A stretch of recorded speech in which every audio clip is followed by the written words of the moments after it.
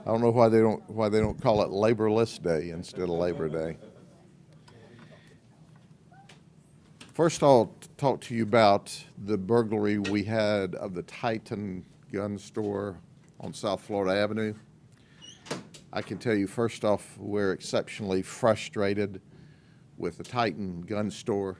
They obviously didn't do what they should have done to protect their firearms. It was low-hanging fruit. Let me say that again. It was low-hanging fruit for professional burglars, and that's what happened. The burglars arrived in what we think to be a 2009 to a 2014 extended cab Ford that's brown. They first arrived, they looked the store over, they shook the door real hard, and they left. And they waited to see if law enforcement arrived. But we didn't. They didn't set off the alarm. So they come back about 20 minutes later. They arrive with sledgehammers. They knock the window out. They break out the burglar bars. They enter the store, and in 2 minutes, they've stole 36 firearms and fled in 2 minutes. These weren't amateurs. At some point in time prior to the burglary, they knew that the firearms were not secured in the store. They knew that the burglar bars weren't appropriately installed or weren't of the nature to keep them out. They knew how to operate as a team. We believe there were 3 males. We're not sure whether they were white, Hispanic, or black males. They were garbed up. They had their heads covered. We know that they took 26 handguns and 10 rifles or shotguns, some of them AR style. One thing we're absolutely sure, these were professional burglars, and you can bet on one thing: these 36 guns are going to be on the street. And they're going to be on the street in part because Titan didn't take all of the efforts they should have to protect their firearms. What didn't they do that they should have? Well, when you look to see professional stores that lock up their firearms, normally they lock their firearms up in heavy-duty safes. They have heavy-duty alarms. They have heavy-duty video. They may or may not have heavy-duty bars on the outside of the building. Or if they don't lock them up in heavy-duty safes, then they have heavy-duty protection outside of the building. I'll tell you right up front, our detectives are very frustrated with them. It was absolutely low-hanging fruit for professionals. And in 2 minutes, they stole 36 guns. There's no way they should have been able to arrive, break into that store, and make off with 36 guns in 2 minutes. But they did. So now we have a challenge ahead of us. We've also called ATF in to assist us. We know that these 36 guns will be sold on the street someplace. We don't know if it's local burglars or burglars working the Central Florida area. We have some reports in the Central Florida area of burglars breaking into gun stores. I can tell you the overwhelming majority of the gun stores that we interact with go to great lengths to protect their guns, and when they do, the burglars don't go there. But at some point in time prior to this event, those burglars knew exactly what they were up against, and they quickly made entry, quickly stole the guns, and quickly left. If they weren't in safes, where were they? They were hanging on pegs on the walls in the store. So you could just go in and grab them once you got inside the store? Yes. Very frustrating. When you say they were aware of what they were getting into beforehand, you think they scoped it out days or weeks in advance, or just a few hours? What do you think they did? In this particular case, I have no idea what they did, but I can tell you this, that they could have literally walked up with a flashlight, examined these burglar bars, shined a light through the store and saw, this is low-hanging fruit. That's not normally the way it works. They went there sometime before, looked the area over, and as a result, they saw, hey, this guy's not doing what he should do.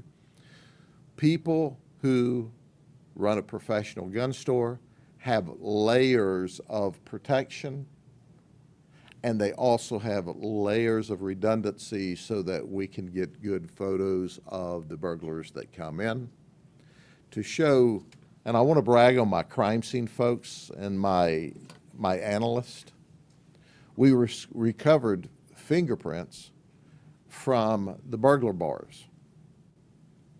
The fingerprints belonged to the guy who installed the burglar bars 5 years ago. So we were able to recover them and identify him. Unfortunately, he's not the burglar. He's not the one that stole the guns. They were from where he actually did the installation. We're all over this. We need the community's help. We know these guns are going to the streets. If you see something, if you hear something, say something. They didn't steal ammunition, but that doesn't mean anything. They'll either buy ammunition or more than likely steal it from another location. Or they already have it from whence they stole it before. So let us know if you see something or hear something, because we've got to go find these guns and get them off of the streets, because this is the kind of gun that ends up in the burglar's hands. Was this store recent? The other thing you said? Bars? No, about I think they 5 years ago, or how long? 5 years ago. 5 years ago is when, I mean, these were 5-year-old fingerprints our folks were able to lift. Sounds like they specifically targeted certain types of guns. They, what they targeted was whatever they could get their hands on quickly. They went, but 3 people stole 36 guns and left in 2 minutes. Are there no regulations for how gun shops security needed? I don't know what the regulations ATF has, but quite frankly, the store was locked. The store had burglar bars, and the burglar bars were insufficient, and the alarm system was insufficient, and the video was insufficient. It was just it was a grand slam burglary waiting to happen. And if you don't think that when you own a store, and especially one with high sought-after merchandise by criminals, that they're not coming in your store day and night and looking around and looking for opportunities to steal stuff, you're absolutely wrong. This is, and what frustrates us, one, is that we have the burglary. 2, that we got virtually no help from the infrastructure at the store to recover this stuff. 3, he shouldn't have been housing the stuff in the manner that he did. But he did, and now we got a job in front of us, but that's why we need the community's help. But working together, we'll do our best to find this. But you can make sure of one thing. All 36 of those guns will end up on the street, and they'll be used for crime, committing purposes, and that's the kind of gun that ends up in the wrong hands, doing a lot of damage. Sheriff, I think statistically it's pretty rare to recover guns in these types of thefts. Is that something you've experienced before, or is it difficult to do? Oh, we recover guns. We recover guns when we arrest them for robbery and burglary, when we go into their house to serve search warrants, and we find that they've got the stolen guns there that they're using for protection from the other dope dealing thugs. But you can make sure we'll recover some of them. We want to recover all of them before we find them at the scenes of crime, but we will recover some of them. When I say we as law enforcement, as an industry, for all I know, they might have packaged these things up and sent them to New York or California, but they're gone today. Can you describe the handguns at all? We can give you a complete list of them, yeah. And was there no video at all, or just point five? Well, there was no video at all. The video we saw here, where'd you get that? That's a secret.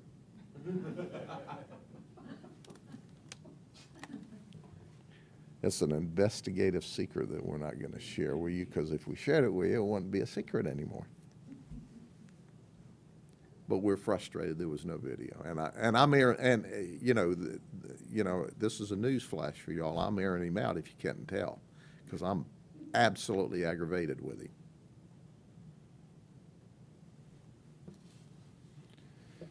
Okay, let's get on to the murder. We're going to be very cautious with what we release on the murder because we're working a lot of leads at this time, so you'll just have to be patient with us today. But here's what occurred. On Sunday night, there was communications between our victims, Blake Fitz, F-I-T-E-Z is how he says his name, specifically Blake Fitz. He said, hey, I've got an item for sale, and he was on social media. So he contacts this suspect, which ultimately is described to us as a black male in his 20s, about 5'9" and 150 pounds. They agree to meet in the area of South Cumbie Road at the Dollar General store. So Blake drives there and is accompanied by a friend of his by the name of Jeffrey Morrow, who's 21 years of age. Blake and Jeffrey arrive. They text the suspect and say, hey, we're here. And he says, oh, great. I'll be there in just a second. I just left. The suspect walks through the parking lot. They roll down the window. He looks at the item. The suspect is going through his pockets like he's looking for money. And he reaches in and he grabs the item and takes off running around the car. When he does, Jeffrey Morrow jumps out of the passenger side of the car with a shotgun and says, I've got a gun, stop.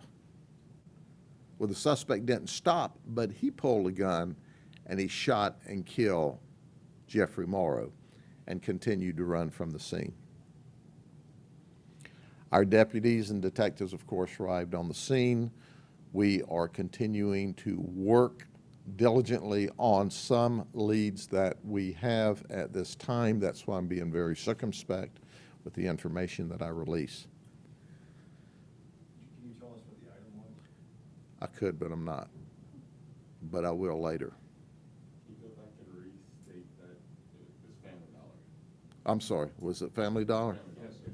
Yes. Okay. Can we go back and just restate? They would be more than happy. And I wrote Family Dollar here. I just didn't look at my notes. Let me state that again. So they arrived on South Cumbie Road at the Family Dollar. They obviously called the subject, who is now our suspect, and says, hey, I'm here at Family Dollar. He comes, he said, I just left. I'm coming back in just a second.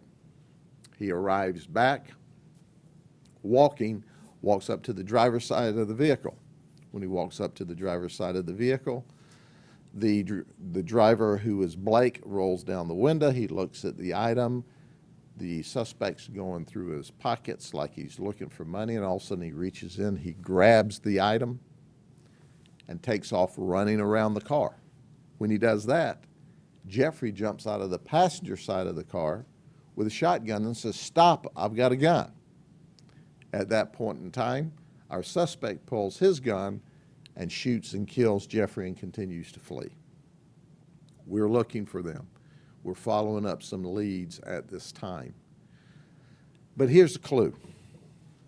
When somebody is wanting to buy something from you at 9:45 p.m. on a Sunday night, be suspicious. We tell folks, if you're going to meet with somebody and sell an item based upon a communication on a social media app, do it during the daytime at a well-lit place, and think about it for a second. Every one of our district stations and the main sheriff's office lobby is open. Tell them, I'll transact the business with you. I'll meet you at the sheriff's office and we'll swap the item in the lobby of the sheriff's office between 8 and 5 Monday through Friday. Many of the police departments offer the same services. That way you can be sure of one thing. The burglar, the criminal, the thief is not very likely to show up in the lobby of the local police department or sheriff's office in order to steal your stuff.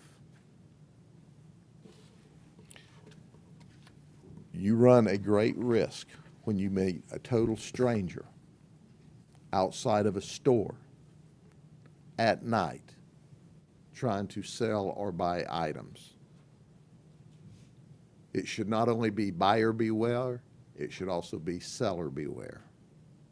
So buyers should beware and sellers should beware if you try to sell or buy something late at night after dark in a parking lot.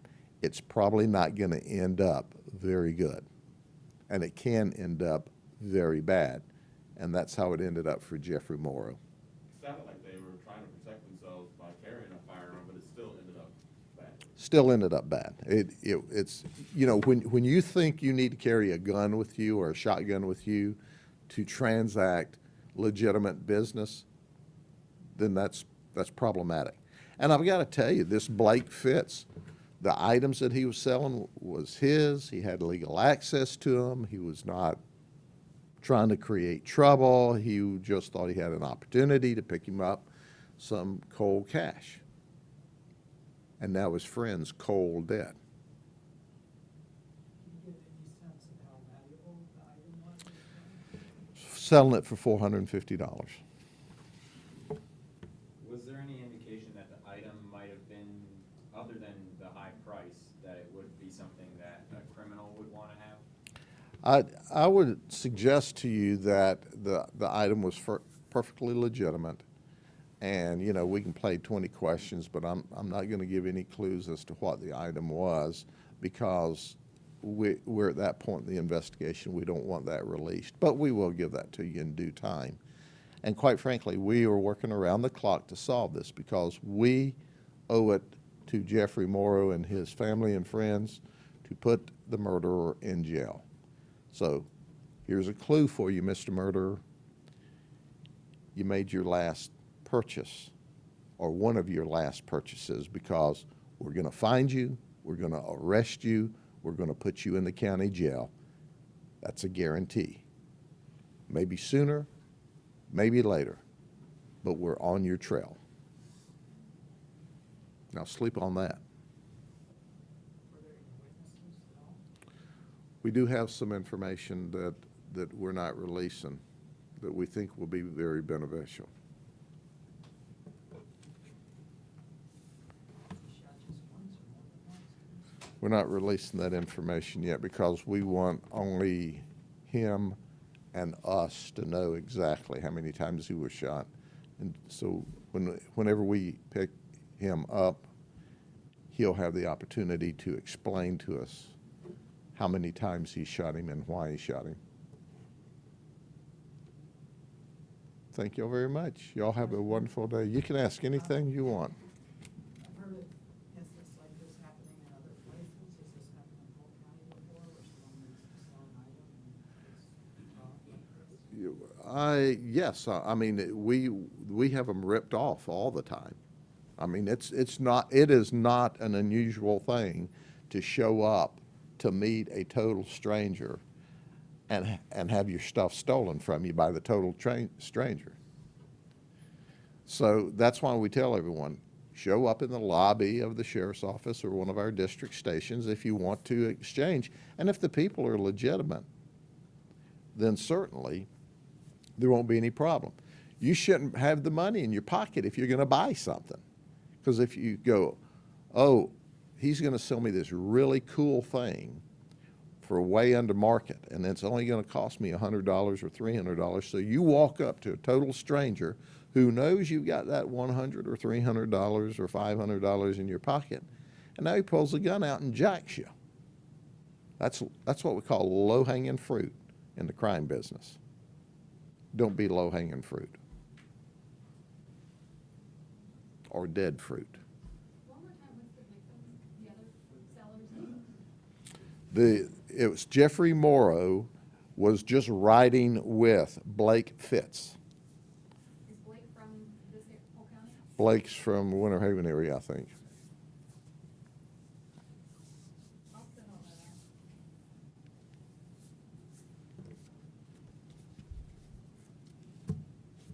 out. Anything else? Thank you all very much. Y'all have a great Tuesday.